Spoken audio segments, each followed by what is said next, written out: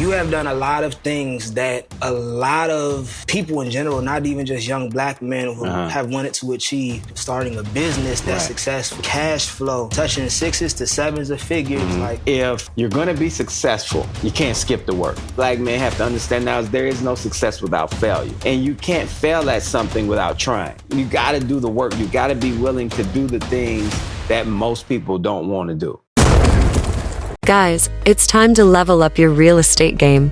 Whether you're a first-time seller or a seasoned investor, why let hefty agent commissions eat into your profits? Introducing Top Brokerage, your key to listing properties on the MLS without the traditional realtor fees. With flat fee and subscription plans, you gain maximum exposure on platforms like Zillow and Redfin, all while keeping more money in your pocket. Take control of your property sales, build generational wealth, and set the foundation for your family's future. Visit topbrokerage.com today. Hey, what's up, you all? Thank you for tuning in to another episode of the Larger Than Logic podcast. And today, we have a very, very special guest, mentor, brother, friend, Ivan Iverson. I know if y'all see him in person, we be doing a round of applause, man. And this dude is amazing. And just to go down a little bit of the rap sheet, he is from the infamous, world-famous Atlanta, Georgia. ATL. Come on now. ATL in the building. Former Faulkner University basketball player. Yes.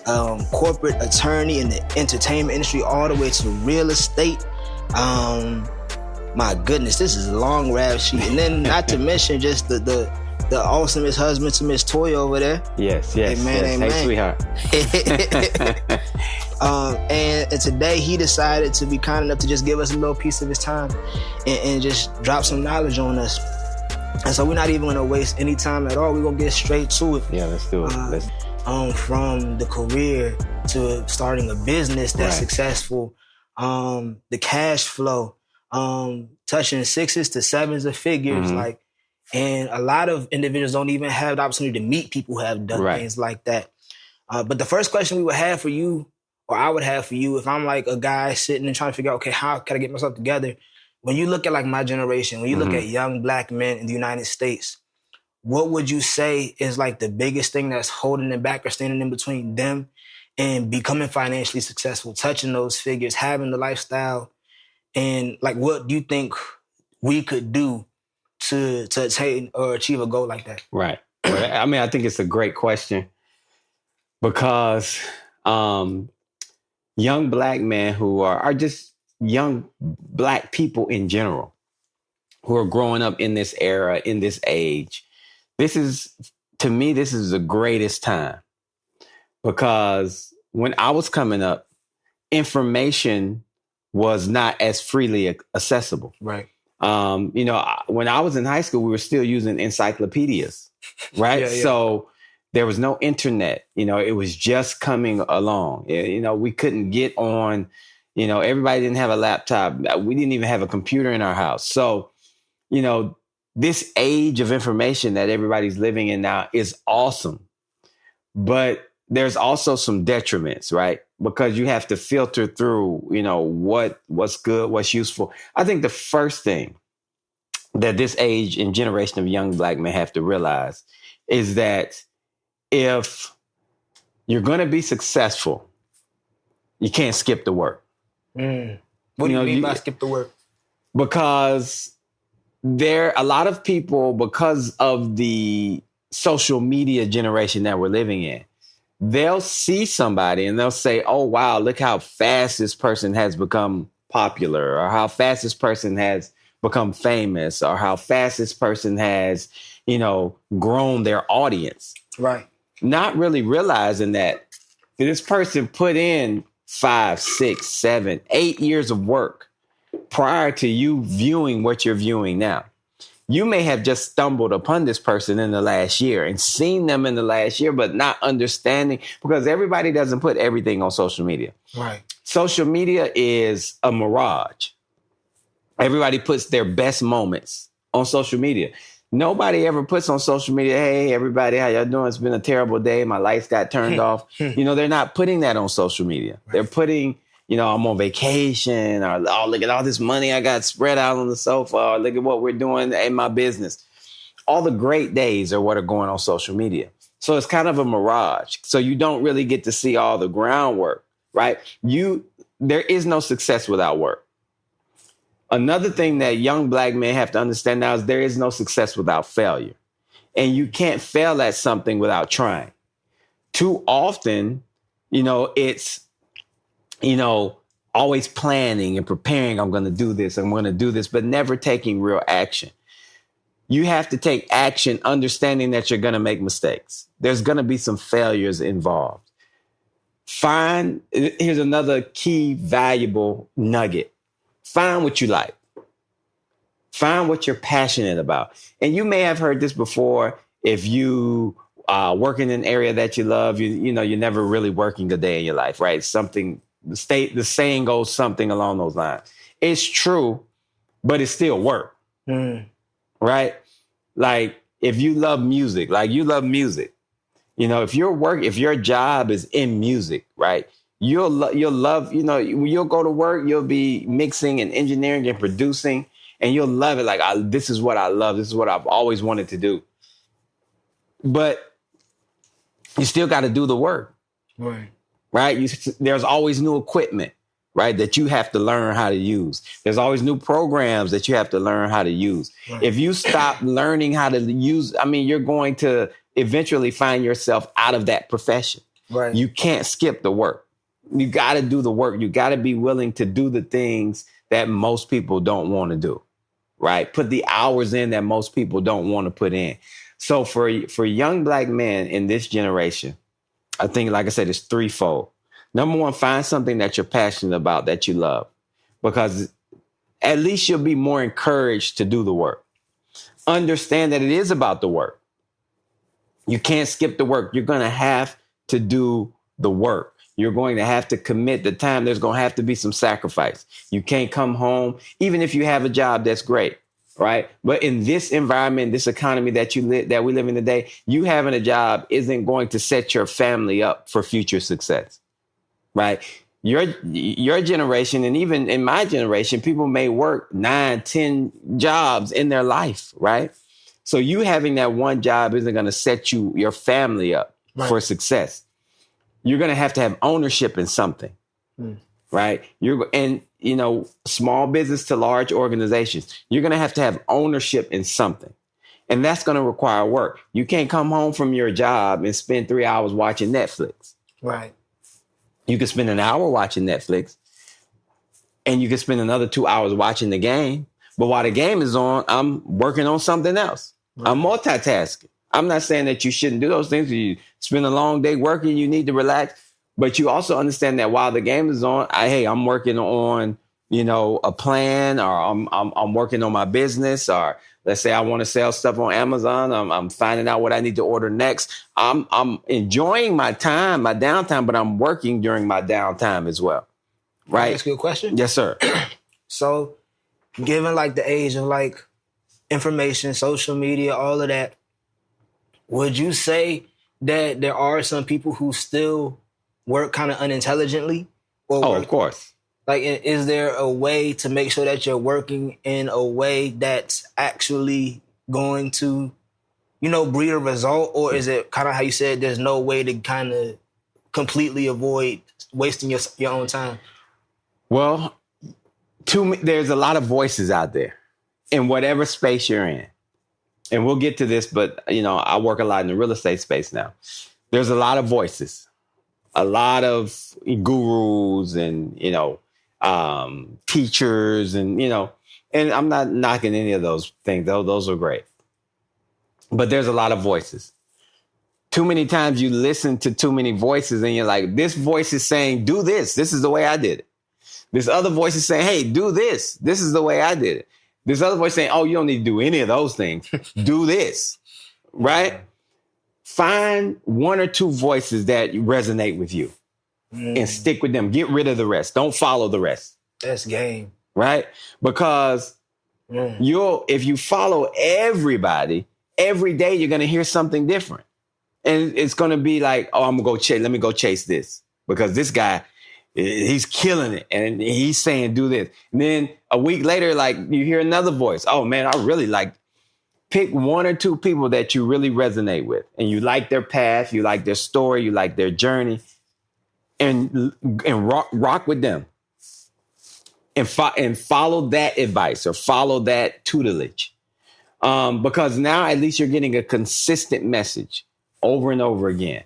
Over and over again, you're getting a consistent message. And now, hopefully these people, have the receipts to show, hey, this is the success that I have. And now, like if I can follow these steps consistently, that, I can get to that level if I do the work. Right.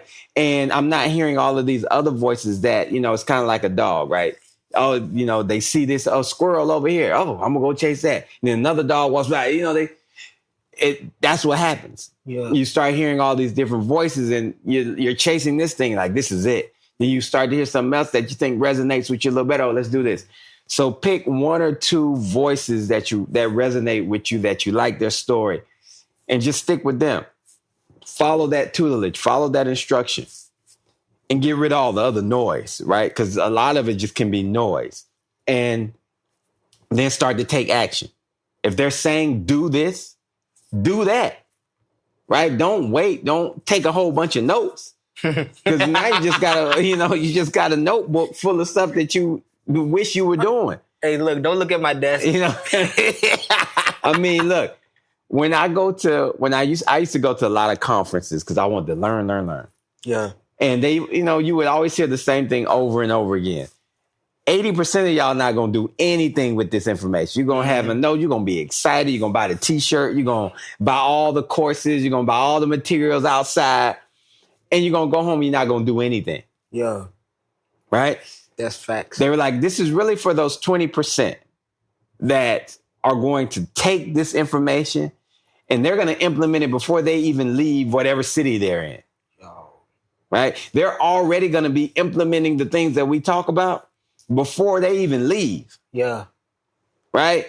Because, there is no replacement for the actual action. Taking action, yeah. There's no replacement. You always learn better on the job. On the job training is always the best training. Yeah. Right? So you got to take the things that you're learning, whatever it is that you're trying to accomplish or trying to do. Start doing the things, right? Ask questions as you go. Yeah. Not, you ask all these questions, well, I'm going to do it. Yeah. And you got ask questions. Hey, man, I started doing this. I heard you say do this. I started it today. Yeah. And now I'm trying to figure out if I'm doing it the right way. Should I change? But you're doing it. You're doing it. Yeah. Right. And that's getting you closer to your goal. Just one every day that you're doing something. You're taking active steps towards doing something. You're getting closer to your goal. So I would say for this generation, with all the noise that's out there, pick one or two voices that resonate with you and follow them. And then do what they tell you to do. Don't just sit around listening every day, wishing. Do what they tell you to do. So. That's game.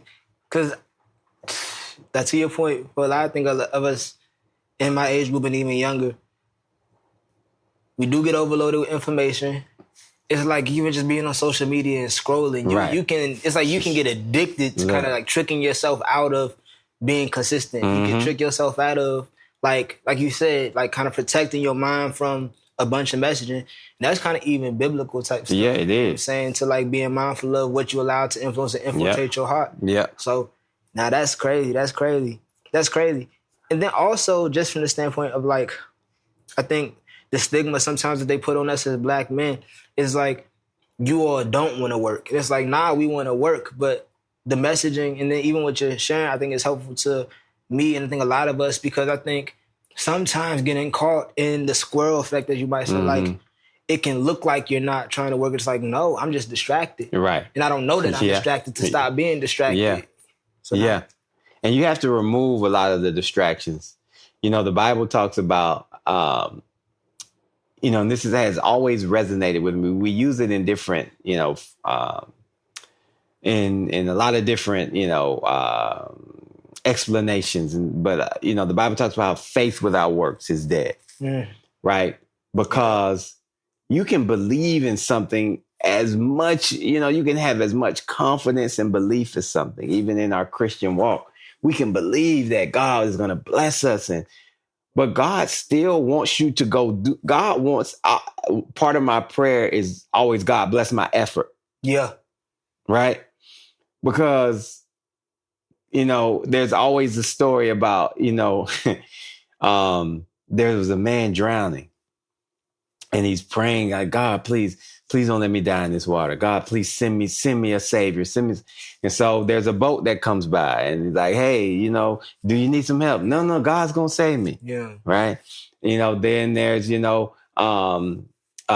a larger cruise ship that comes and they're like, hey, we can send some. No, God's going to save me.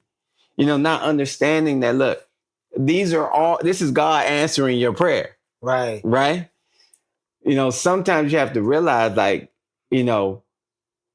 God wants to bless you, but he wants to bless your effort. Yeah. Right. You have to that's what faith is about. I got to take the actual steps. Like, look, God, I'm praying. I'm hoping this works out. Some people are like, I don't know when God is, actually telling me to do something or not. Well, start doing it and see what God says. Yeah. Right? Start doing it, pray about it, see what God says. If it's not for you, no matter how much you do, there's going to be some roadblocks. Right. And sometimes that's God just telling you either not right now or this isn't for you. It doesn't mean stop. It means right. shift. It means shift. Yeah. Maybe yeah. God wants you to go in another direction, but God wants to bless your effort.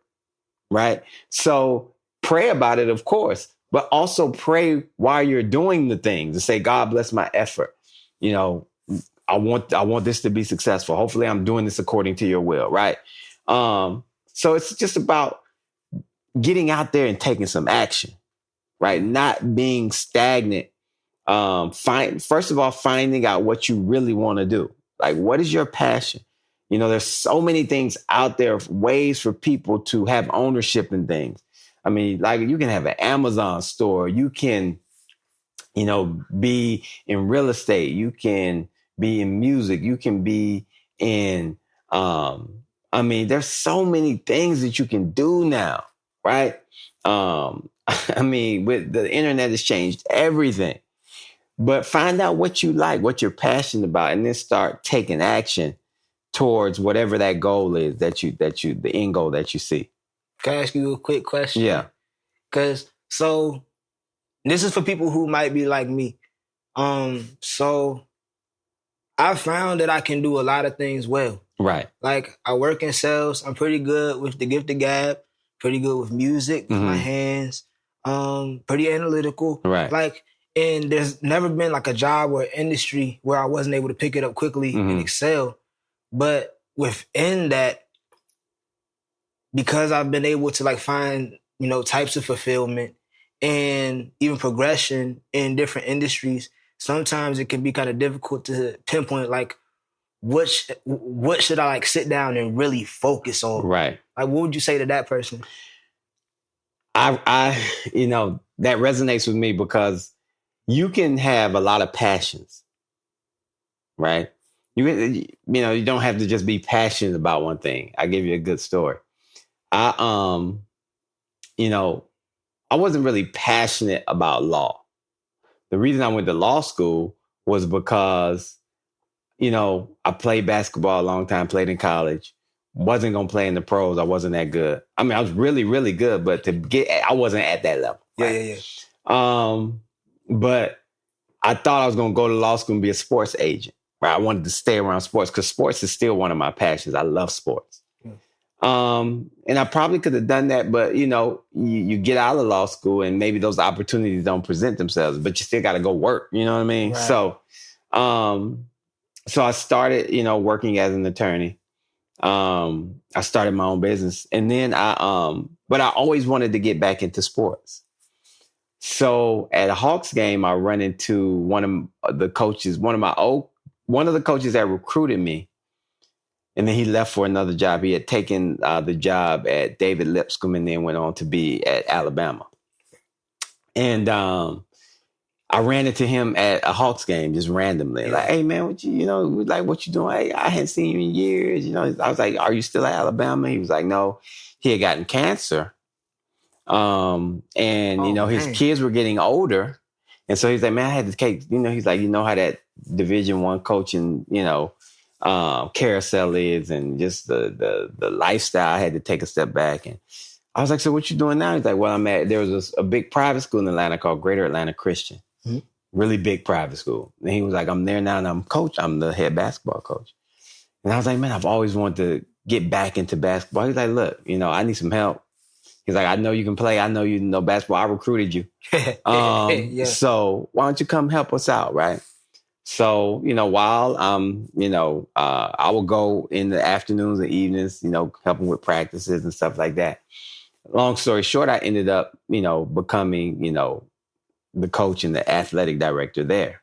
Oh, man. Because he left that and went back to a college job after like a year or two. And so, I was doing two things at once because they allowed, they worked around my other schedule, right? Yeah. But I loved it. I love being a coach. I was really good at it. I love being an athletic director. I actually left there, went to another school, and then went to another school called Kings Ridge, where I helped kind of start some of their athletic programs, had a lot of success there.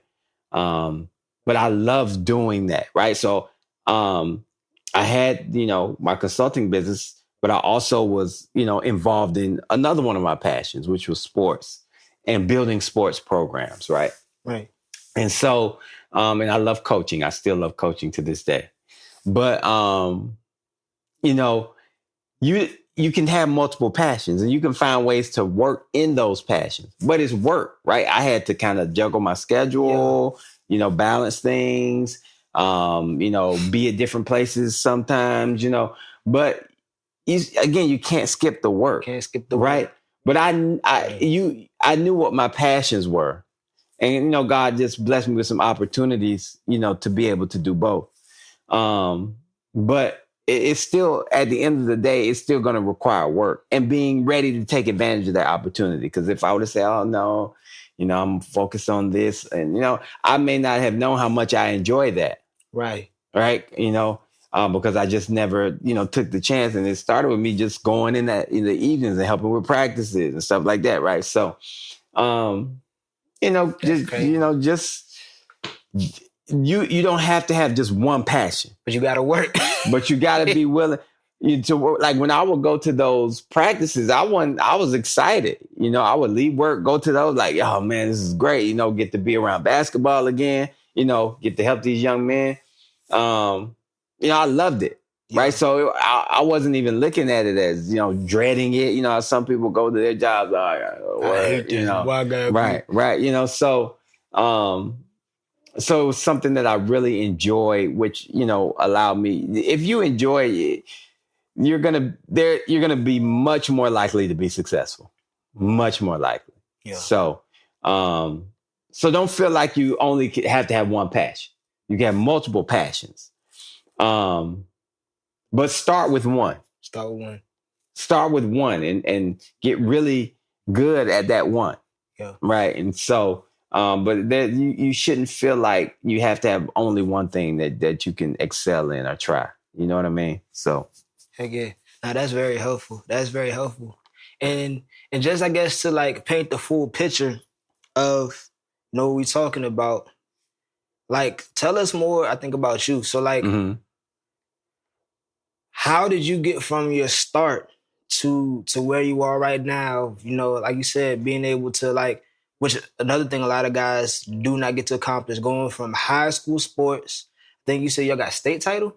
Well, we went to the state championship. I was a first team All-State, but we went to the state championship my senior year and lost to Sharif Abdurrahim, who people will know. He played in the NBA, but that's my guy. But we lost to his team in the state championship. Yeah. So we beat, what's Matt's last name?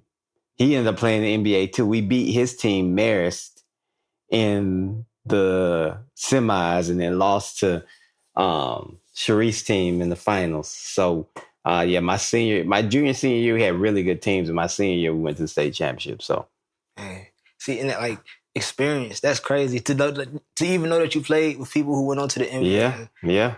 Like, so, you know what I'm saying? High school, awesome career, playing in college, becoming an attorney, in the entertainment industry, meeting and having as clients some of the biggest names that people even know. Like, I think I remember you said, like, even like Migos at one point. Well, with Quality Control. Quality Control. Yeah. Who is, I don't know if they're still on that label, but they were on that label for a while. Yeah, they were one of our clients. And then, that's even crazy. And then move from that into being able to be very successful, like in the real estate space. Right. And probably see numbers monetarily, have a lifestyle, have opportunities that most could even just dream of. How did you start, and then how did you get to where you are right now? Tell us a little bit about your story. Yeah, well, basketball was always my, it's my first love, right? Outside of, my family and God. Basketball was always my first love. Growing up as a minister's son, it's and my dad was a big sports guy because my dad coached track at my dad ran track at FAMU for a few years before he left and went to Cleveland where he met my mom. That's where he started to get into the ministry, was in Cleveland. But he also, they left there, went to Southwestern Christian College. Yep, in Texas. Yeah. And my dad was the track and the basketball coach at Southwestern. Right. And then obviously, I was actually born in Terrell. Wait, and then what? we moved to Georgia. Yeah. But how long did you stay in Terrell? 2. For me, 2. Now, I got 3 older siblings. So they grew up in Terrell? Yeah, so they were there a little longer than me, but we all basically grew up in Georgia, right? Okay. But, I think my older brothers, when we left Terrell, may have been, 8 or 9. So we still basically grew up in Georgia. We're all in pairs. Like my 2 older brothers are a year apart. Me and my older sister are a year apart. My younger brother and younger sister are a year apart. So, then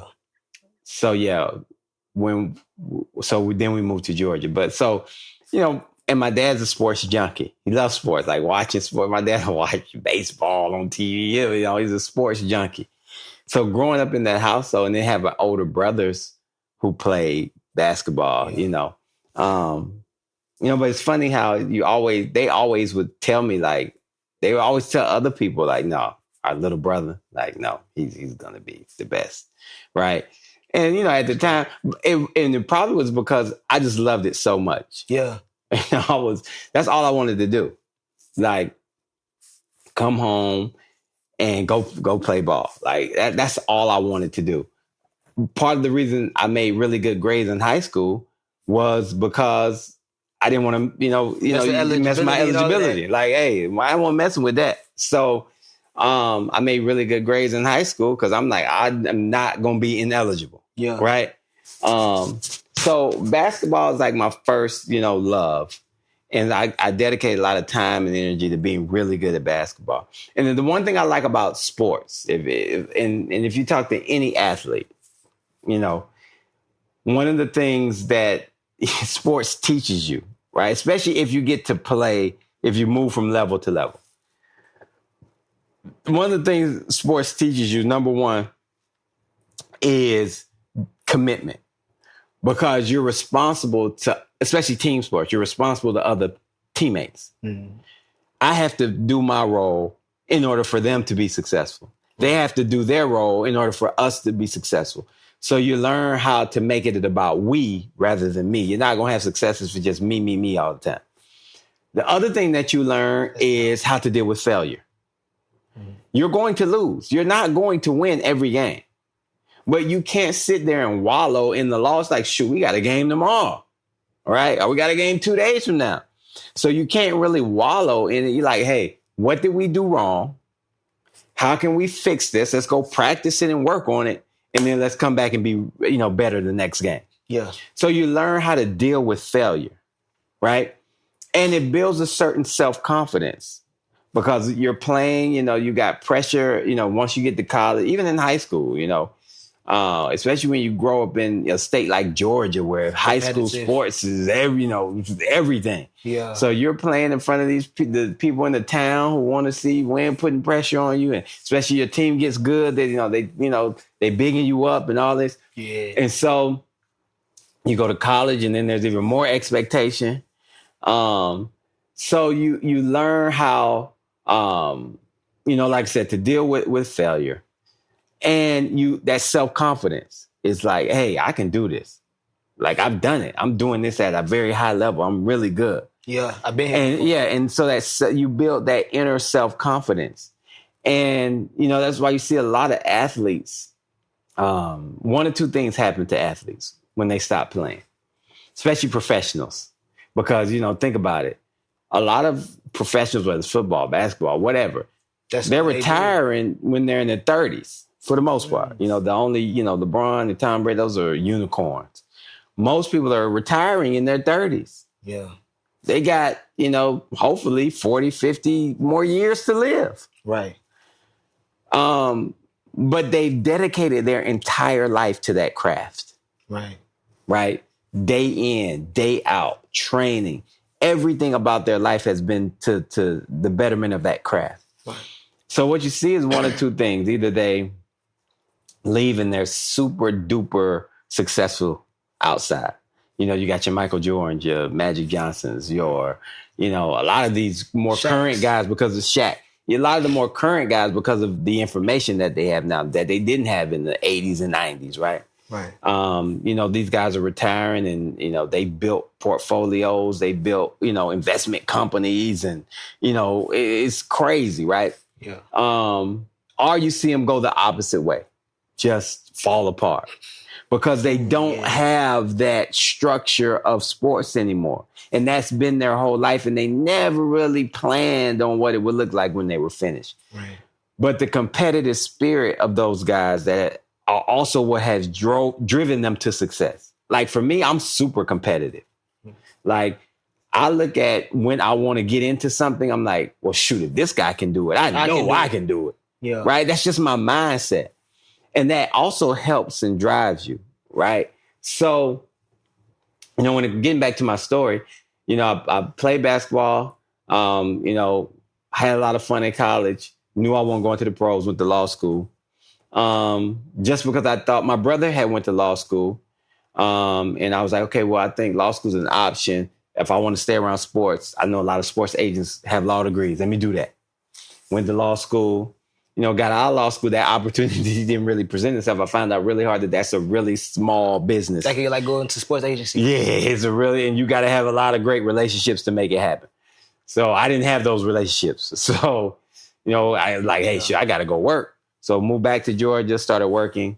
And this was like in the, early 2000s and the music industry in Atlanta was booming. It was booming.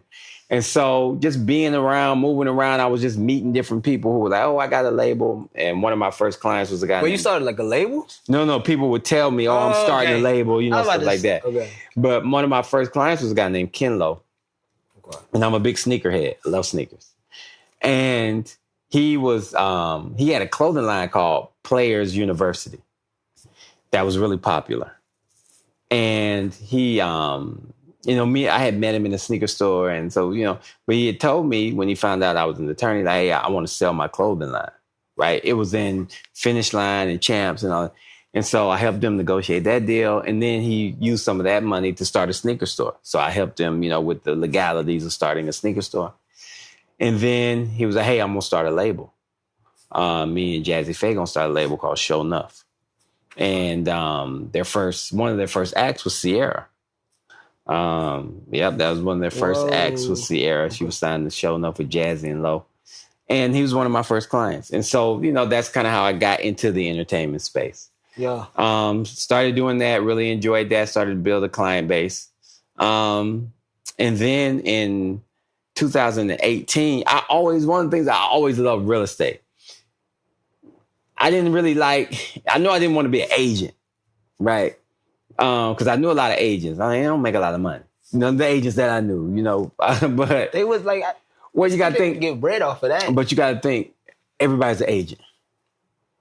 Being a real estate agent is like having a driver's license. Oh, you got a point. Everybody's an agent. I promise you, if you talk to 15 people, 2 of them going to be agents. I promise. So it's just like, and really most agents have a regular job, right? You know, there's only like the upper tier that are really killing it, making, you know, really good money, right? So I knew I didn't want to do that. Plus, I ain't had the time to do that at the time. And so I heard about the investment side of the business. That was the first thing I really heard about. But I knew I loved real estate because I would always love driving by houses that were being built. Yeah. I didn't really know it, but I always liked to because I would visit new construction communities just to kind of look at the houses. Yeah. Right? It's like, oh man, this is amazing. Look at what they crazy. did. So I always knew that I had an affinity for that, you know. But the first thing I learned about in a larger scale was the investment side of the business. Yeah. And come to learn that that's where most of the money is made. You know, whether it's wholesale deals or, you know, doing fix and flip deals or, you know, creative financing, you know, the rental space. You know, that's where most of the money is made. And that's what they don't teach you when you go get your license. They're not teaching you about the investment side of the business. They're teaching you sell. They're teaching you the traditional side. Go work for a broker and, you know, help people list their houses, right? They're not teaching you what they're doing in that back room back there where they're making all the money.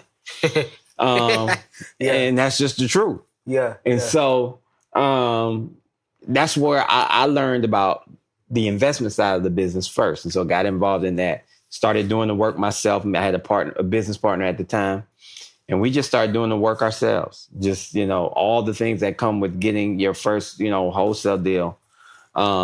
We started doing ourselves, just doing all that work, learning the business, and, you know, just kind of grew at grassroots. I love that business because if you want to be if you want to build generational wealth in America, and this is not me saying this is a universal rule. Real estate has to be a very large part of your portfolio, significant, because real estate is the only asset that always will increase in equity. And the reason is because God's not making no more land. He's not doing it. And we're not moving to Mars. God ain't making no more land. Right. And that's game. You can't live in a virtual house. That's called being homeless. People will always need a roof over their head. Always. So real estate isn't going anywhere. There's always going to be changes of what concepts people like, but it's not going anywhere. People will always need a roof over their head and a place to go work. So regardless of the economy and inflation and who the president is, real estate isn't going anywhere, right? And going back to, you know, Ford and Carnegie and Rockefeller, all of them had enormous real estate portfolios. Yeah. If you look at the portfolios of who we consider to be the wealthiest people now, if you had the opportunity to look at their portfolio, it would be full of real estate. And so learning how to get involved in that space and learning how to make money, how there's so many opportunities to earn income in that space creatively, was just game changing for me. And then learning how to turn that into a business, right? Because a lot of people can do things as a hobby, right? Can do a deal here, a deal there. But learning how to go ahead. So the question that just came to my head is, so what would you say is the difference between just doing it versus turning it into a business? Good. Great question. You can have a side hustle. Nothing wrong with a side hustle. You can do real estate as a side hustle. Okay, if you're willing to do the work, right? You can do real estate as a side hustle and change your life. Okay, if you understand the investment side of the business where there's wholesale and things like that. You can do real estate as a side hustle and change your life. But understand, it will never be a business. It will just be, hey, you're doing all the work. You know, you're putting in all the man hours. And, you're limited on how much you can accomplish because you may still have your job. You may love what you do. And that's what I always tell people, like, if you love what you do, there's no need to quit your job to get involved in real estate and to really build generational wealth. You don't have to quit your job. Right. You just have to understand, like, look, there's going to be a cap on how much I can do, how much I can accomplish, which is nothing wrong with that. Look, this is what I always tell people. The average wholesale deal in this country, you're probably going to be bringing home anywhere between $8,000 and $12,000 on that one deal. And I tell people to look at it like this. If you had an extra $8,000 to $12,000 that you're going to put into your account every month, does that change your current situation? Everybody in America, that changes their current situation, right? Yeah, anybody, me too, right? If you're going to put an extra $8,000 to $12,000 in your account every single month, that changes your situation. That's right. So that's what real estate can do for you as a side hustle. That's just one deal, right? If you're doing things consistently, you'll stumble into a deal a month. You'll stumble into it. Yeah. Right. But that's a side hustle. A business is where you have employees. Okay. Right. And most importantly, a business is where you have systems and processes. That's the difference. You can have, if you don't have systems and processes, there's no way for you to scale, right? Or grow. Yeah. In order to grow, you got to have systems and processes where you can plug people in. Yeah. And the more people you plug in, the larger it can get. Yeah. Right. So that's the real difference, right? Having a business is where you start to employ people to do all of the menial tasks. And your focus now becomes on getting off of doing all the menial tasks because you got people that you're paying to do that.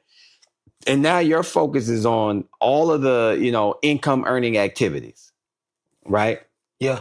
How can we, if I got people reaching out to sellers and I got people negotiating the deals, right? Well, I can focus on what are the best marketing tools for us. Are we using the best marketing tools? Are there new marketing methods that we need to use in order to grow? How can we encourage, on the investment side, how can we work with more buyers? Or who are the best buyers to work with? What market should I be looking in, right? What are the changes in the market that may affect my business down the line, right? I start to look on the larger, income producing activities because I used to be so concerned with, hey, I got to talk to this person and I got to negotiate this deal. I got to send out this contract. Now I'm not doing that anymore. Right. And now I can focus on training these people to be the best that they can be. And also making sure that we have the best, tools for us to be successful. Right. That's a business. When you got other people depending on you for their livelihood. Now you got a real business. Because now you're not working for yourself. A business is when you stop working for yourself and you're working for the people you employ. That's a great definition. Right. Okay. So that's really the difference between somebody kind of having like a side hustle and having like a real business. So that's night and day. Okay. Well, that's so. If I was to the backtrack, because I didn't mean to cause any digression. Yeah. So from starting with basketball, then hitting a law school, and then kind of saying, hey, I see some real bread to be made in real estate. You just kind of took the leap and then things just started to... Man, look, I started to learn from like YouTube. What? Even back then? Even back then. This was in 2018 when I started. Wait, hold up. 18, 9, so 7 years. 7 years. So all of this happened in 7 years. 7 years. 7 years. Wait, what? 7 years. That's crazy. And I'll tell you a story in a minute about a mentee of mine who's like my little brother now. But so I really came across this in 18. I was wanting to, learn more about real estate. Because I knew, different books that I read, Rich Dad, Poor Dad, and that talked about how real estate is really in America the way that you really start to build wealth.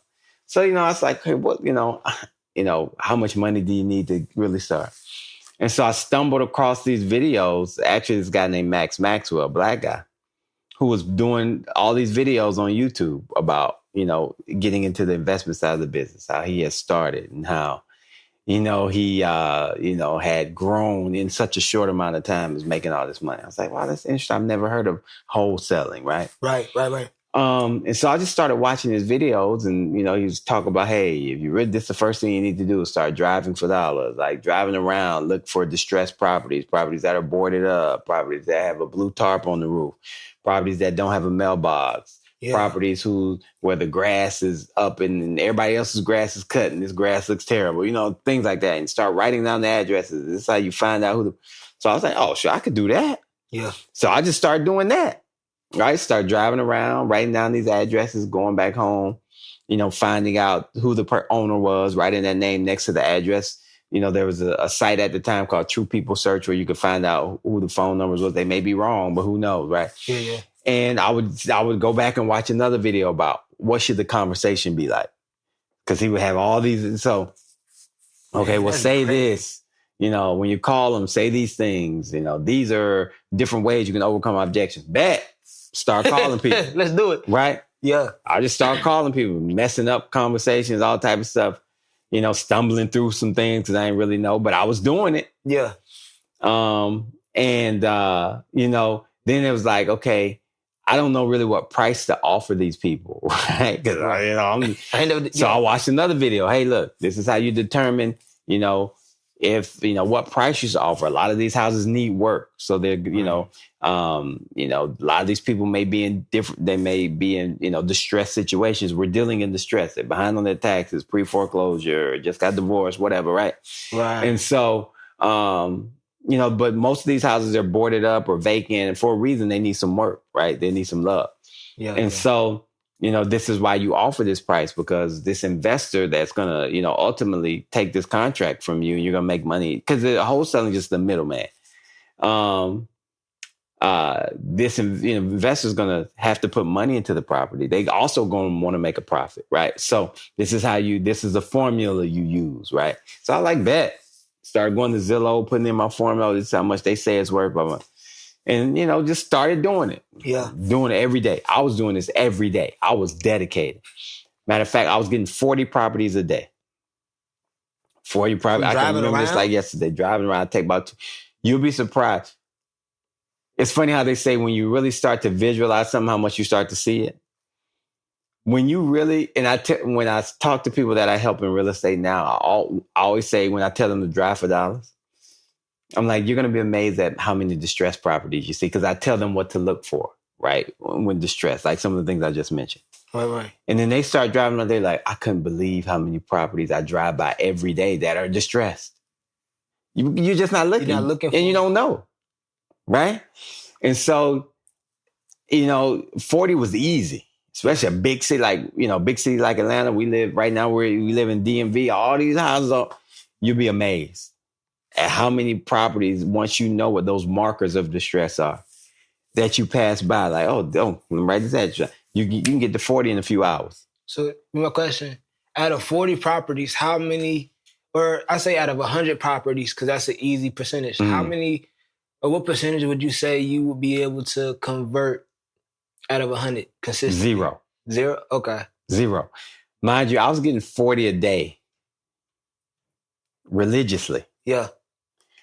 It took me 2 months to get my first deal. Yeah. Okay. And a lot of that was learning, because I was doing this on the fly. I was learning as I go. Okay, get the address. Okay, what do I say? Watch that video. Boom, I'm calling tomorrow. Yeah. Right? That's why I say it's all about action. Yeah. Right? And so, a lot of that was I had all of these properties, people that I had talked to. You're going to hear so many no's. Yeah. Right? Because a lot of these people, some of them may be in denial. Some of them probably don't really want to sell. Some of them may not need to sell, right? Right. So you're talking to all these people, but you have to understand that. And this is where, look, being an entrepreneur is so much about up here. Man, this is it. This is it. This is what is the differentiating factor between Joe Blow and Steve Jobs. It's not ability. It's not education. It's right up here. Yeah. It's all here. In opportunity, because we're Black. So we're not going to have the same opportunities over and over again that Steve Jobs had because we Black. And this is still America. Let's not get it twisted. Yeah. So what I realized really quickly that no just meant not right now. Yeah. And what I would always hear, Max say on those videos is like, you got to follow up. You got to follow up. You got to follow up. You got to follow up. So, you build these lists, and man, literally I was writing this in a notebook. I had notebooks. I still had some of those notebooks I had notebooks of addresses. Yeah. That's crazy. I would just write, and then I would call, and then, once I saw the video about you got to follow up with these people just because they said no doesn't mean that they're not going to be ready to sell in a few weeks. Right? The situation may change. So I started to go back and like, okay, I got to start to call some of these people back. So I started calling back while I'm still calling my new people. So I started to put together kind of a plan. Like, okay, I'm going to take the first 2 hours calling on my new addresses. And then I'm going to jump back, take another hour and call some people that I talked to before that may have told me no. Yeah. And eventually I got something under contract. Started to market that property to buyers. Because in the wholesale side, you get it under contract for a certain price. So let's say, for instance, the house needs a lot of work. And let's say once it's all fixed up, it's going to be worth $400. But it needs a lot of work. So you get it under contract for $200. But that an investor who's going to fix it up and stuff will pay you $220. Right. So now you have the rights to that contract, and you can assign the rights to that contract to this other investor for $220. Yeah. Got it under contract for $2. You can assign the rights to that contract to this investor for $220. You're in the middle. You're going to make $20 at closing. Right. And that's kind of how it worked for me. I marketed to this buyer, found somebody who wanted to buy it, and went to closing. And literally it took me about 8 weeks to get that deal closed. Well, to the whole process took me about 5 weeks to get it on the contract, another 2 weeks to find the buyer. And then, we closed in another week. And I still remember going to that closing. And the closing, the lady at the when we're at closing was like, well, Ivan, do you want, a wire or do you want a check? I was like, look, I need to check because it's proof of concept. Yeah. I needed to see it. Hold it in my hand. Yeah, I needed to see it. Just proof of concept that, hey, look, I've done it. I remember taking a picture of that check and sending it to my friends because they knew I was kind of doing this whole real estate thing. Yeah. And you know how people are, how you doing? I haven't doing this real estate thing. They call you crazy until you boom. I sent them that check, right? And I was like, oh my gosh, I made $20,000 just driving around, making some phone calls. I couldn't believe it. Because to me, to make 20, you had to work, do all this stuff. I'm like, and it was work, but it was like, oh my gosh, just imagine if I could do this 3-4 times a month. At that time, that's all I'm thinking. Yeah. Like, I'm really thinking I'll do this once a month. Right. It's game 20 changer. bands a month. Yeah. I mean, not a lot of people make $240,000 a year. That's one deal, if you're doing that average, right? But, and that was it. That's all I needed. Once I had that proof of concept, it was like, I'm taking off. Started, following up, doing the same thing over and over. Yeah. Eventually got a VA because I used some of that money to hire a virtual assistant who started to do the calls for me. Yeah. Because that's what Max was saying. Once you get a deal, now you can start to get somebody up, go get your virtual assistant that you can train. So she was in the Philippines, started calling, and all I was doing was, she would send me the people who was interested. So now, I'm not. Yeah. So now I'm taking that part off my plate. So I'm still getting the addresses, getting the phone numbers. She's making the calls to gauge the initial interest. And if they are, she's like, okay, well, our acquisitions person is going to call you and talk to you about price. And all. So that's all. Now I'm really only talking to the people who have already expressed to her that they're interested. Yeah. So I've taken that. Calls. It's like warm calls. Yeah. I've taken that off my plate. Right. So now, you start to do a little more business because, you got, you don't have to do that part. Now you're just working on closing people. Right. And so it just kind of snowballed and, you start to grow. I went to Max actually had a conference in Charlotte in October of that year that I started because I started in March. Yeah. And I was doing some deals, went to that conference. That's where I met my business partner because he was also doing the same thing in Atlanta kind of by himself. And we joined forces together. Yo. And then we just started to rock out, man. We just started to do the work. And by that time, we had been, once we really started to hire people, we had been doing the work for like a year ourselves. So we knew exactly what they were going to face, how to train them. All of our cold callers, we knew, hey, these are the objections you're going to face. This is how you overcome, because we've done it. We're not telling you something that we haven't done. Before. Our acquisitions people, when we hired our first acquisitions person, was like, look, you know, they're going to send you the names of people who have already said that they're interested, right? You know, this is what, you know, this is the conversation you have with them. This is what you tell them, the benefit of working with us. Tell them what we can and can't do. We can't give you full retail price for a number of reasons. Your house needs a lot of work. And, you know, unless you're willing to do that work yourself, somebody's going to have to do it and they're going to have to make some money. We don't run a nonprofit. Everybody got to make money. Right. And so you're telling them like, look, well, I'm not trying to lowball you. I'm telling you, this is the reality of, you know, the situation that you're in. Yeah. You know, so you go through all that. Right. And then, you know, if you're consistent and you do the work, you're going to start to see the growth.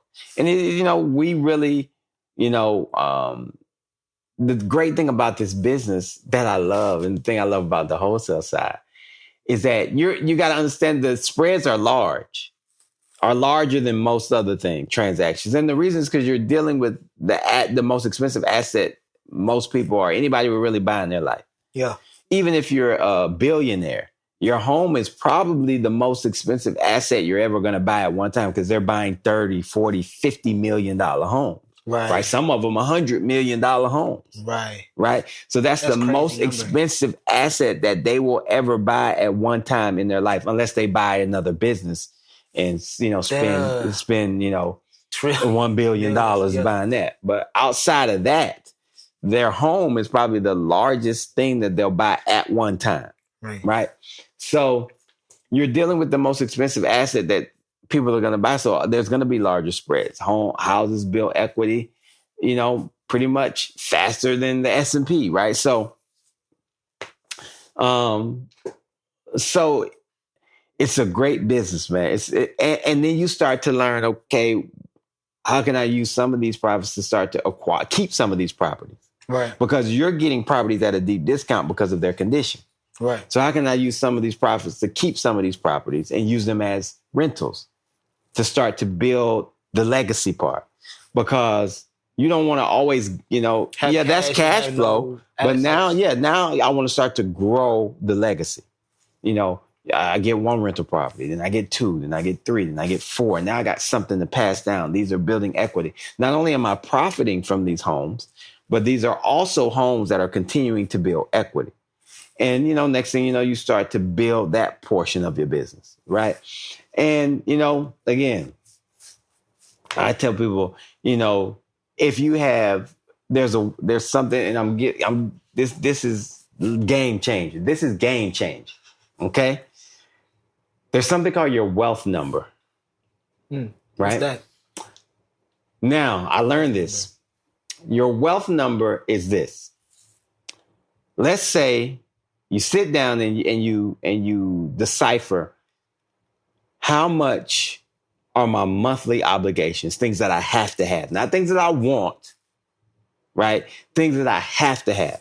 That includes your mortgage or your rent, your insurance, right? Car insurance. If you pay for health insurance, if it doesn't come out of your job, your insurance, your groceries, because you got to eat.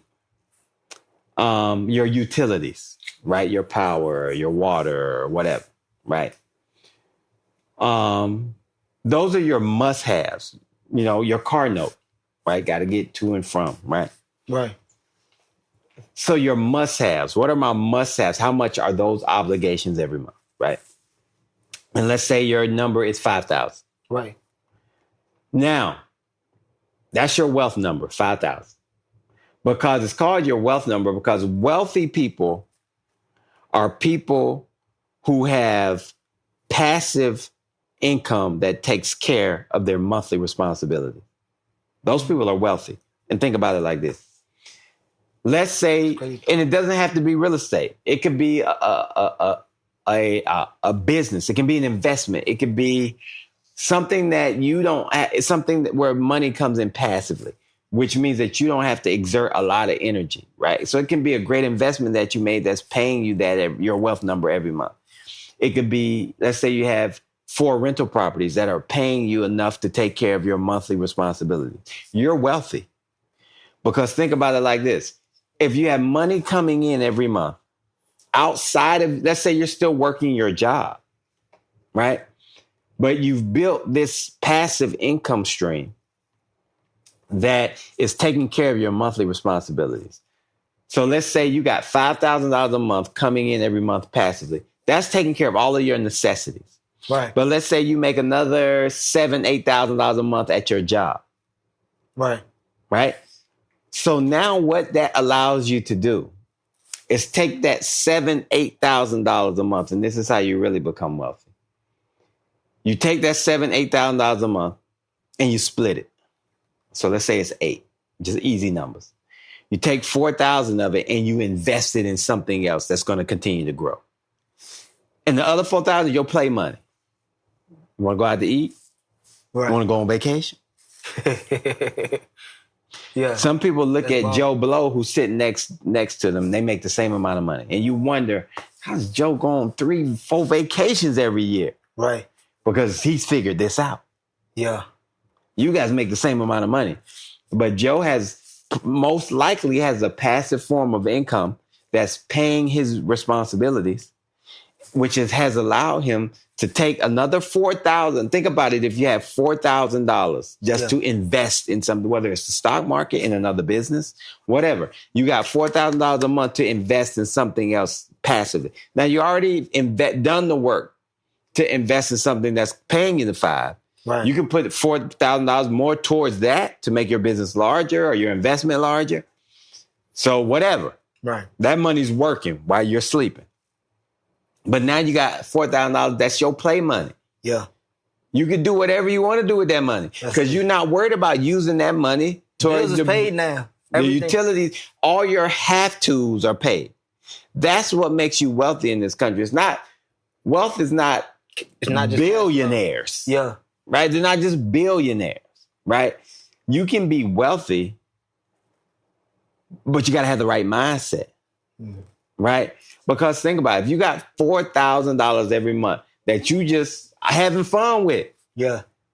Yeah, we can go on vacation this month. Where you want to go? Want to shoot to Vegas for the weekend? Cool. No problem. Shit, that's $1,500, $2,000. We good. Yeah. Let's go. I ain't worried about it. Bills paid.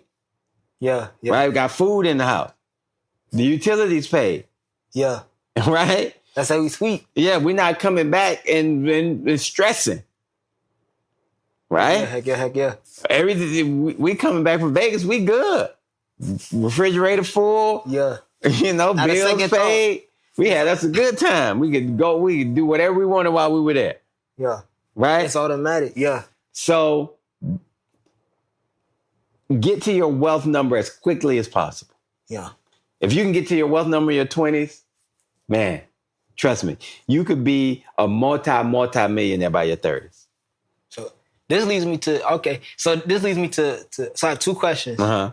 But this leads me to this question right here. And I'm kind of going to put 2 questions into one. So let's say you're 22. Okay. 22, you got started early, you're married and have 1 or 2 kids. Okay. And you are trying to go from making $50,000 a year, working a job, to first, of course, hitting your wealth number. Let's say the wealth number is 5,000. Okay. And then, of course, scaling past that.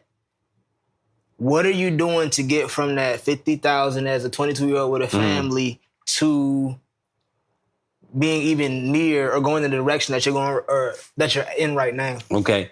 You are most likely, number one, you're not quitting your job. Facts. Facts. Right? I know you can get on social media, oh, yeah, quit your job. No, look.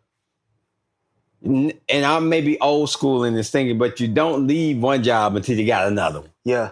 Right? So you don't really leave your job until your business is maybe paying you 3, 4, 5 times what you making at your job. Yeah. Right? Don't ever do that. Because especially if you got a family, you got to make sure, because you may be getting insurance and all those things through that job. Right? So don't do that. But what you have to do is you have to find something. Right?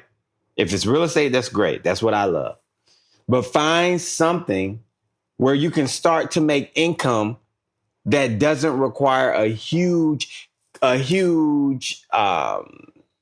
outlay of money, because you can't afford it, right? Facts. There's 2 ways for you to build a business. You can either sacrifice time or you can sacrifice money. Some people have the money just to just throw at it. Like, okay, hey, there's even people, especially in the real estate space, if you got enough money, they'll build your business for you. Right? You got an extra 10, 15, 20 grand, they'll build your business for you. That's crazy. Right? Most people don't have that laying around. Right. That's it. You know, so That's crazy. So you can't, you don't have the money to sacrifice, right? Fine. But you got the time. Yeah. So just like I was talking to you about, you can drive for dollars in real estate. You can, you can do, there are multiple things you can do for free. Right. Right. But require time. Right. Or if you drive for dollars, all you're spending is gas money. Right. Right. They require time, though. You have to be able to sacrifice the time. Or let's say you want to do something online, right? Let's say your passion is, creating, you're creative and you make bracelets. I don't care what it is, right? Yeah. And now you may not have to spend a lot of money for materials. Let's say you can make, 250 bracelets with a $150 spent. Yeah. Start making your bracelets. And then you find out, okay, where's the best place for me to sell these bracelets? Right? Do I go Amazon? Do I go whatever? You learn how to create that, how to get on Amazon with your bracelets, or Etsy or whatever. Etsy's not even that expensive. You just create a page and start putting this stuff. Now you learn how to market. How can I market for very inexpensively? Right? Yeah. You start to go to, in the spring and summer, they have a lot of festivals where people are selling stuff. Like, oh, I can rent a little tent for $50 and pay another $50 to have my space, $100. Maybe I can start to sell my bracelets there. Have little cards where I can give people my website or go to my Etsy page or whatever. Right? But you got to put the time in. Yeah. You're not spending a lot of money. You got $100 to get your little booth. You spend another $50 on get some cards made up, right? Go Vista print or whatever. Yeah. You're not spending a lot of money, but you're putting the time in. You hand making these bracelets, right? You're going to this place, setting up, spending the time there to meet people, get people to buy, sending people to your Etsy page or whatever, finding out how I get them on Amazon or whatever. The internet has changed everything. Yeah. So it's like you can kind of do anything. Whatever you love, whatever you're passionate about, you got to put the time in. If let's say you want to train people, like you're into fitness or you're into training in sports, right? You got to put yourself out there. Maybe you start to make videos it's free. Make a video and put it on Instagram. That's like, hey, let me show you, if you're a basketball trainer, you're recording kind of what you would do in the training. Say, hey, this is what I would do. These are some things I typically do in a training session. If you're interested, you start making videos, golf or tennis, or if you want to get your fitness trainer, you start recording things. Hey, these are some of the things that you do with your, if you want to bulk up, this is what you do. These are some of the things you eat, right? You start to make those videos and you start to show people, hey, look, I'm not just telling you this is what I do. I work out too, right? So you start to put that out there. You start to put it on social media. You start to tell everybody about it. You may be in the grocery store, see somebody in their workout clothes. Like, hey, you work out, man, look, go here, check out my Instagram. Now, I'm not saying you got to use me as a trainer, but if you like what you see, though, shoot me a DM. Tell everybody you know what you do. You'll be surprised. So what would you say to the person who's like, yo, I know I'm good at what I do, but I don't want to come across arrogant. I don't want to come across self-centered. Well, it's not so much about... you can never control what somebody else is going to think of you. What you have to always make sure that is that you're just being genuine. You're being yourself. Right? There are always going to be people like, one of the things that, I've learned, has come easy for me and probably easy for you because we grew up in the church. Yeah.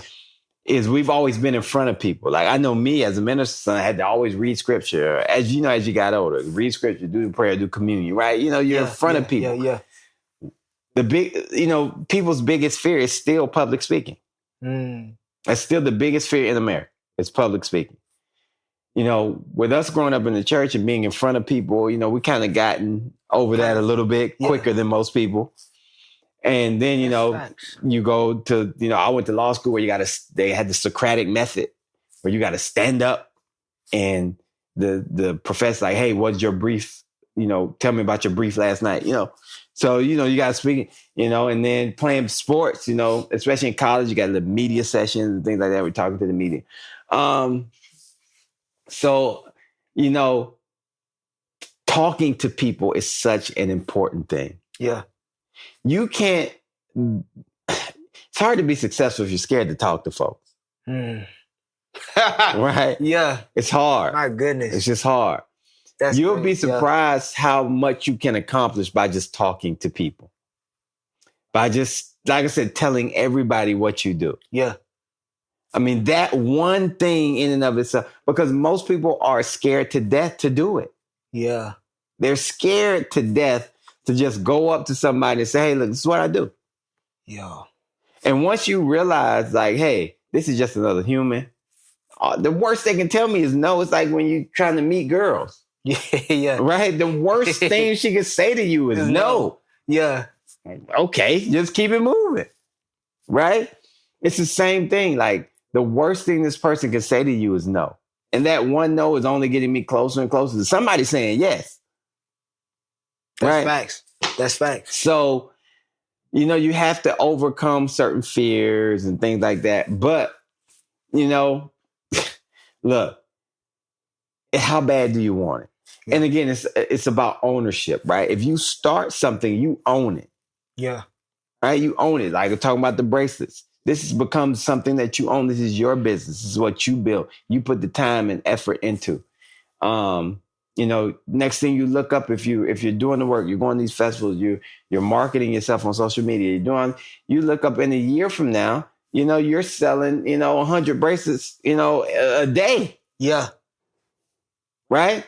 They sneak up on you. The problem is most people quit too early. Most people quit too early. There's always the infamous picture or famous picture of, you've probably seen where the two guys are digging for gold. Yeah. Yeah. And one guy stops right before and the other guy kept digging and he found the only difference was he kept going. Yeah. Right? You have to understand that nothing's overnight. There is no such thing as an overnight success. Yeah. Overnight, when you are in business or when you are in, or when you've been able to accomplish something, even if you've gone to college and gotten your degree, that didn't happen overnight. Facts. It took you 4 years, some 5, to get that degree. That's big facts. Nothing happens overnight. You have to keep going. You have to understand that I'm not going to be as successful as I want to be. I'm just starting. Yeah. The thing about the real estate space is that you can make a lot of money in 2-3 years. Some people are like 2-3 years, that's forever. Are you serious? 2-3 years is a short amount of time in the lifespan of a business. Okay. Honestly, yeah. The very short life. Look, you can make it past the first. Look, most people, like the restaurant business is the hardest business to ever get in. It's the business. It has the highest failure rate. Yeah. Or the restaurant because people's tastes are fickle. You get one bad review. It could be, So think about the people who have been able to build successful restaurant chains. Think about all the things that they've probably gone through, right? To be able to build this successful chain. And then people say, well, things are saturated, everybody's doing it. No, everybody's that When I talk about real estate investment in my space, in the space that I'm in real estate, because now I own a real estate brokerage as well. Yeah. But oh man, that's crazy. Yeah. So let's say if you talk to 20 people, you left your house and you talk to 20 people, say, hey, have you ever heard of somebody wholesaling real estate? Right. 18 of them people are going to say, man, I don't know what you're talking about. Right. Something you're only going to think is competitive because you're in that space. Oh, and the algorithm has probably pushing all this information. To you. That's literally, I was about to post a video of me like making a cover of a song with all my instruments. And I started seeing a bunch of people doing the same thing. And I was like, bro, this feels weird. I don't want to. And it's a very small percentage of people that do that. That's crazy. But because you do it and you're probably looking at stuff, now your algorithm, right? Yeah. That's why this thing is dangerous. Because now your algorithm starts to push that material towards you because that's what you like. Yeah. Right? And so now you're seeing it all the time. Yeah. Right? It's like when you make a decision that I want to buy this kind of car. I want to buy a Mercedes. Oh, I can't wait.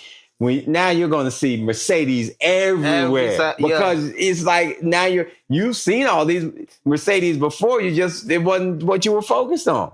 Yeah. Right. And so that's why, like I said, the phone and stuff can be dangerous because it'll have you thinking, man, everybody.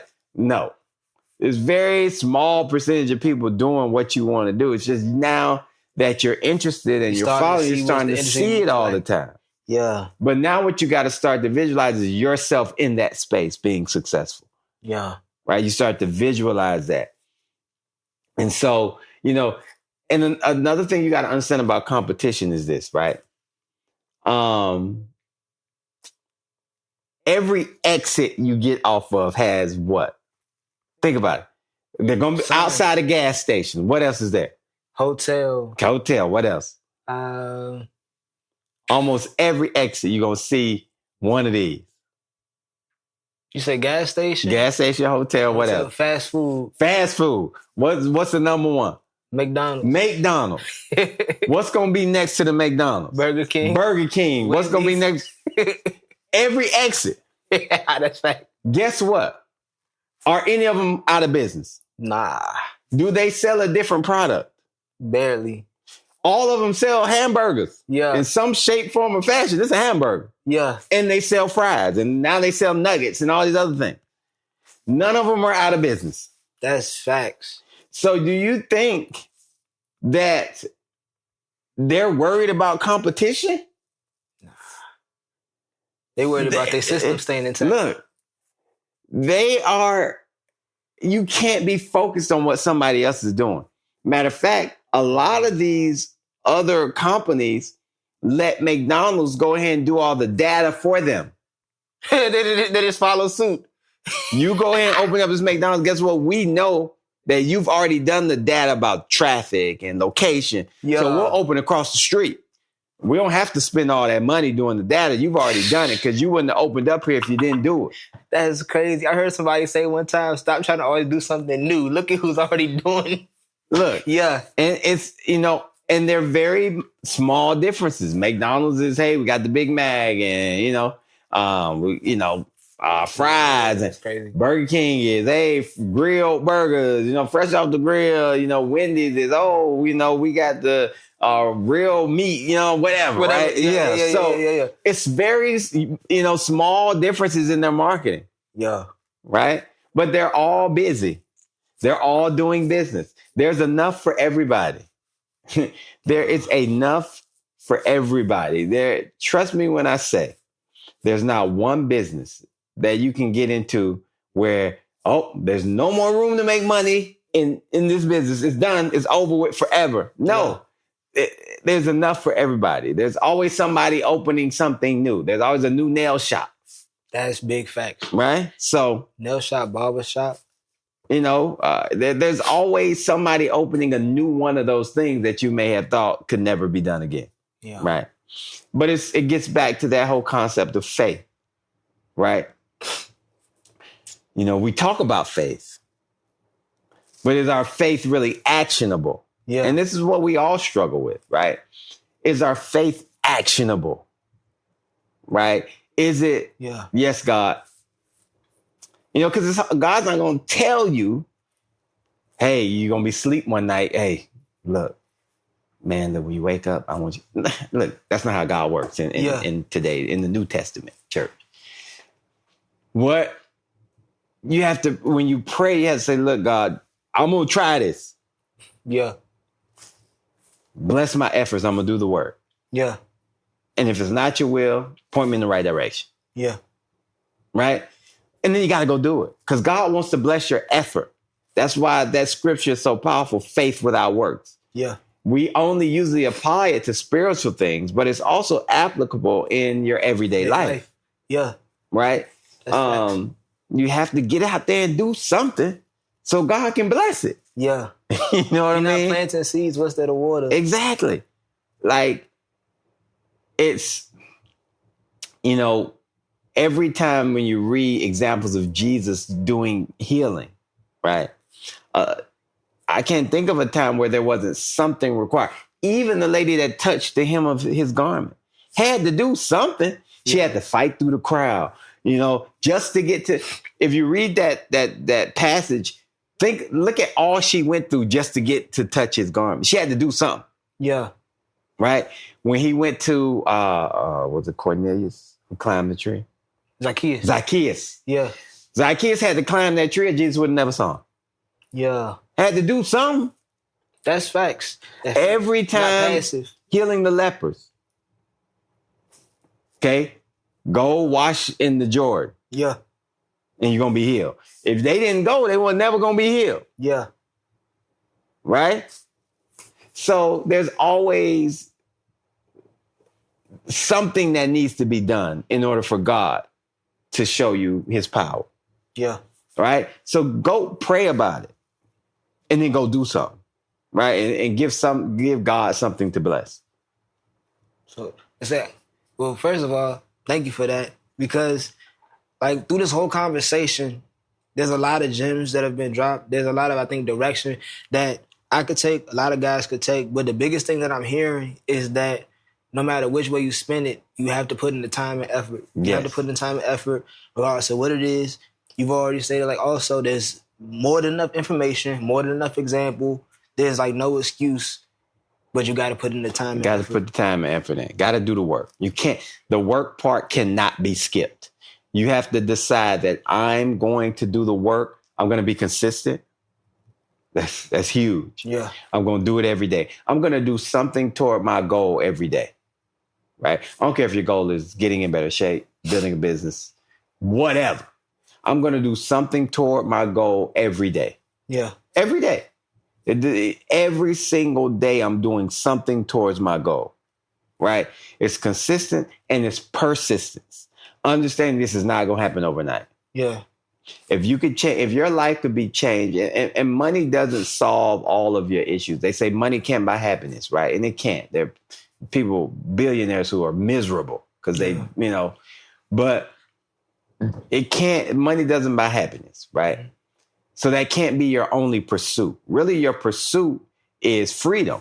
Yeah. Freeing up your time. Yeah. Trust me, the more money you make, the more time starts to free up. Yeah. That's crazy. And you can spend more time with your family. Mm-hmm. You can travel more. Mm-hmm. You can, dedicate yourself more to doing things for God's kingdom. Time, right? The one asset that's the one resource that's non-renewable. We're not getting it back. Mm-hmm. Right? What money doesn't buy you happiness, but it's a great down payment. Yeah. Right? Yeah. Because, like I said, it can't be your only. That's why it's great to do something that you love. Because you would do it for free. Most of us are already doing it for free. Think about it. So when you're passionate about something, you don't really see it as work. The money, it comes and it's great, But you're really doing this understanding that this isn't so much about the money. It's about what the financial resources allow me to do. Money is important because we live in a capitalist country. It's just what it is. Yeah. You can't escape it. Facts. Right? So, it just allows you, if you want to spend more time with your family, build something that you can own that can make money, right? And watch how it frees up your time, right? Watch how it frees up. You start to make more money. And that job that you really don't like to go to, now you can get to the point and say, like, I'm not coming back here. The time I spend here, I'm making more money at home, right? So think about it like that, like, because it can't be all about the money. Yeah. It has to be something else like, okay, I want to spend more time with my family. I want to have ownership of something. I want to have things to pass down to the next generation. It has to be more involved, right? And then that has to be your driving factor. I'm doing this because I want to spend more time with my family. I'm doing this because I want to help my other family members. I'm doing this because, I want to pass something down. Whatever it may be, right? So, but again, it just starts with, having the faith, praying about it, and then just doing the work. Yes, sir. That's it. Now that's it. So that leads me to, I guess, my last question, which I think that this is a very, very important question. A lot of people probably not gonna like it and not care about it, but I think it just needs to be asked. Yeah. So for the Black man in general, but specifically the young Black man who takes everything we just talked about, whether they decide to follow in your footsteps and say, okay, let me try this real estate thing, this wholesaling thing, this investment thing, or they take the knowledge and apply it somewhere else. What do you say to the young man that says, okay, I'm going to pursue a path and I know I can get it, but I don't want God to be a part of that. Or I don't think I need God in my life. Or let's be specific, I don't need Christ in my life to be able to enjoy life and have life in this. You have to understand, right? In the society that we live in, everybody, wants to be accepting of everything. Nobody wants to offend anybody. And I don't want to be offensive, but you have to understand that there is nothing that we have now is even available without God. Whether you believe that or not, it's just a fact. Right? Yeah. Nothing that we have now is even possible without God. Now, some people come back with this. Well, there are people who, have created, businesses and careers and done amazing things who may be atheists, right? Or who may be, or don't have a religious base, right? Or don't believe in Christianity or any of that. What you have to understand is you're looking at it from a, carnal perspective. You're looking at it from the perspective of what people may have or what they've been able to accumulate, right? Yeah. Understand that that's not God's focus. Yeah. Right? Because a lot of those things the devil uses as tools, as distractions. Right? Because you can get caught up in, well, this person lives a crazy lifestyle, but look at, all the things that they don't have any money. Number one, you don't know what problems they have. Number two, the devil is using that as a distraction. Right? You can do these things and see, look at the great life that they live. What we would consider great, or some people may consider great. Understand that God's focus is always spiritual. Yeah. It's always on building the inner man, right? Yeah. And it's not that God doesn't want you to be successful. God also, look, some of the most successful people ever in the history of the world were God's people. Solomon was the richest king that we've probably ever seen, right? You have Job, who was super wealthy during his time. Go back and read all the things that he owned. David and just look at all the examples of men who were really well off, who were God's men, right? So it's not that God doesn't, the Bible talks about the love of money, where money is all consuming and it takes you away from what he would have you to do. It's not money. God understands, right? Look at the talents. People, sometimes people say, oh, the parable of the talent about people's skill in the business. No, it's not. The talent was their form of money. Yeah. Right. And so the guy who went and buried his form of money, that's a parable for a reason. I'm not happy with that. I've given you this. Mm-hmm. And the people who went out and made something of it, God, that's awesome. Right. God will give you things and then give you the ability to make more of it. Some of us go bury it. Right. So God doesn't have an issue with people making a lot of money.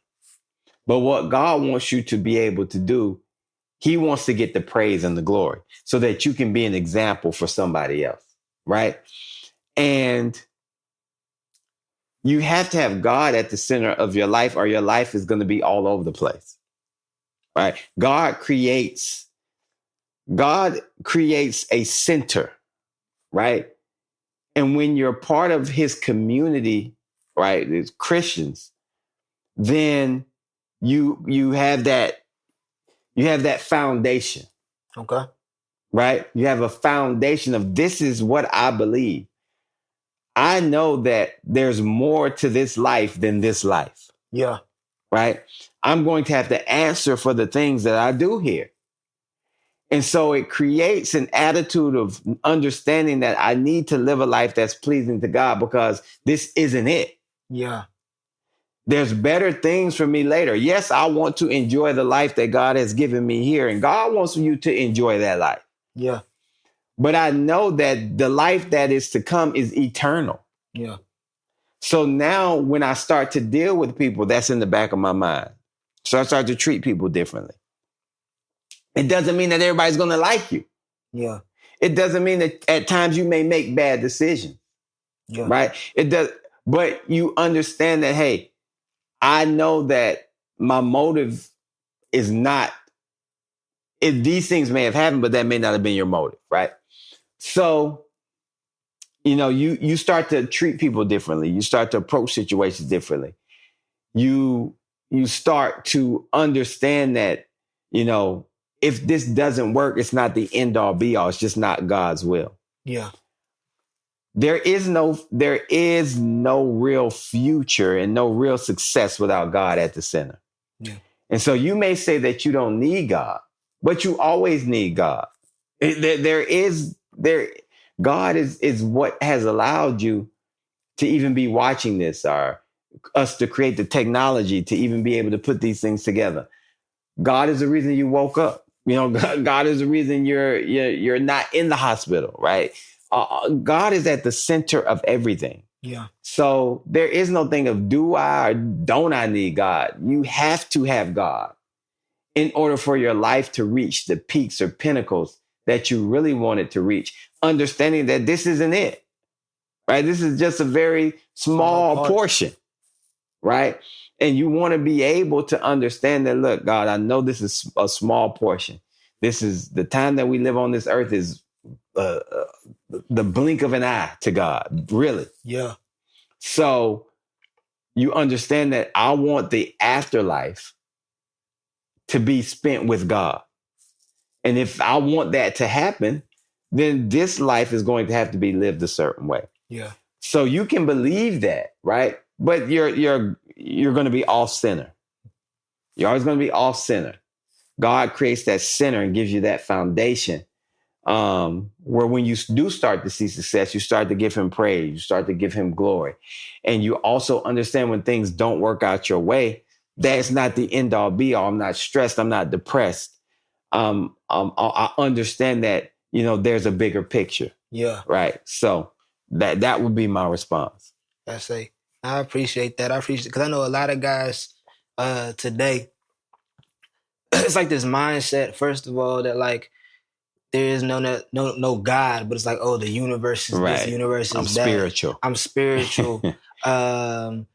Then also like that whole conversation of like, hey, if you're not worshiping God, you're going to worship something. There's something that you're waking up every day, giving your time to, your energy to, that like you're making the purpose of your life, whether it be just money in and of itself, whether it be your pride, be women. You know what I'm saying? So I think like that's just very profound. I think a lot of guys need to hear that, especially from somebody who's where they want to be. Cause me, like, I'm still figuring all this stuff out. Yeah, sure. We all are. You know? We all are. It's a consistent thing of, look, I don't care how old you get. I'm in my later 40s now. I'm still figuring it out. Yeah. So, you know, like I said, you know, with your generation, you know, it's just a benefit if you guys have so much access to information. And if you could take that information, man, look, if you could start to implement some of these things, you could look up and be in your mid 30s and, you know, have your family taken care of and just be in just a much better position for our people and for our community. Yeah. Right. And start to change the trajectory of, you know, our community, right? Mm-hmm. For Black people, because, you know, we are the culture creators around the world. If you travel, you will see that African American culture affects the entire world, whether it's music, clothing, food, whatever. 100%. Right.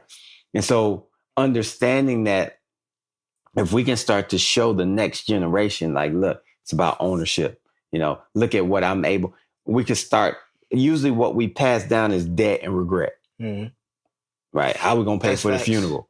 You know, how we going to pay for who paying for the funeral? Yeah. You know, you worried about, you know, $50,000 life insurance policy, right? Like you fighting over, you know, that stuff. Right. And then, you know, there was I forget what it was, but there was one thing that I read, or either I saw it, where the guy was interviewing people in the nursing home. Mm. And the number one answer that he got out of people was, I wish I would have. Yeah. Regret. That's what we pass down, debt and regret. Right? Mm. I wish I would have. Yeah. Right? Or I should have done. Right? Don't let that be you. Right? Don't let that be you. Right? Don't pass down debt to the next generation. Learn how to pass down, you know, at least opportunities and investments and a little bit of head start. Even if you just own a home. Yeah. Even if you just own a home, if you're passing that down, that's huge for them. Heck yeah. Right? And then don't be in your 70s if God allows you to get to that point and you're telling your children like, oh, I wish I would. No, say, hey, I tried everything. Everything I wanted to do, I tried. Yeah. God bless me. And if you do that, you can say that God blessed me to be successful at some of those things. Some of he didn't. But I can look back at my life and say, I put the effort out there and some of those things came back fruitful. Some of them didn't. Yeah. But I'm not regretting anything. Right. And that's what, you know, really that's the message. Right. It's just, look, get out there and try some things. Do it. Take some calculated risk. You can't be successful in this country without taking risks. Just read the lives of successful entrepreneurs. It's full of risk and failures. Yeah. You're going to fail. You ain't going to be successful at everything. I can write a whole litany of things about the failures that I've had. So you're not going to be successful at everything. But that's a lesson. Get knocked down, keep getting up. Hey, don't do that again. I'm gonna try this, but I know not to do that again. Right. Yeah. So yeah, that's the lesson, man. Just, you know, if you're putting God first, you're depending on him, you're praying, you're doing the work, get out there and make some things happen. Heck, you know? Yeah. Hey, yeah. Well, man, we've been through a lot of things today. Before we wrap up, tell them who you are, what you do, your business, and where they can find you. All right. So go to, you know, I'm older, so I'm not a huge social media guy. I need to be more active, but I do have Instagram. I think I have Twitter. Yeah. So at Sneaker RE Investor. So spell the word sneaker, put RE, and then put investor. That's me. That's where you can find me on the socials. I also own a real estate brokerage. We're in 8 states. We help investors list their properties on the MLS in these 8 states. So I own a real estate brokerage as well. So go to Top Brokerage. That's TOP brokerage.com. You know, find out more about that. And if you want more information about what I do, or if you want some help getting into real estate, you know, shoot me a DM. I'm also on Facebook. My name's Ivan Iverson. So on Facebook, get on there, shoot me a DM, and I love to try to help as many people as I possibly can. I want to thank Avery for the opportunity, sharing this platform for me to come, and hopefully I provided some helpful information to you guys. So thanks again, man. Heck yeah. Love you. Appreciate it. But same to you. And y'all keep, larger than logic. It's going to be huge. So y'all keep supporting. Say on the way up. Once again, my name is Avery Taylor. You are tuned into the Larger Than Logic podcast. And we want to thank you for allowing us to be a part of your journey. Peace.